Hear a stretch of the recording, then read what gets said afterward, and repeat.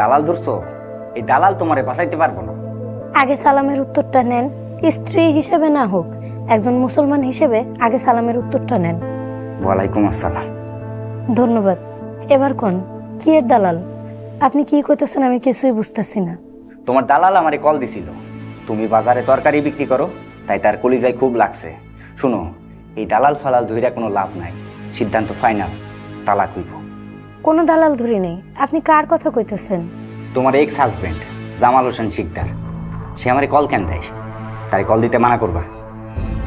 C C C, আস্তাগফিরুল্লাহ। সে আপনারে phone দিব কেন? ওই যে কইলাম, তুমি তরকারি বিক্রি করো, তাই তার কলিজায় লাগছে। সি সি সি, আমি তো ওনারে কই নিয়ে আপনারে ফোন দিতে, উনি আমারে কেনই লজ্জায় ফেলাইলো। তাহলে তারে কি কইছো? তার সাথে ইদানিং খুব বেশি দেখা সাক্ষাৎ হইতাছে নাকি? মক্তবে পড়াইতে যাওয়ার সময় মাঝে মাঝে দেখা হয়। স্বামী বিদেশ আর তুমি মক্তবে পড়ানোর নাম করে এইসব করে বেড়াইতেছো? পুরানো প্রেম নতুন করে উঠলে উঠছে।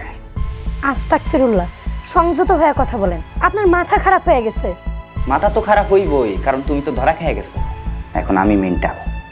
সি, আপনার এই মন মানসিকতার অবস্থা, আপনার মাথা ঠিক নাই।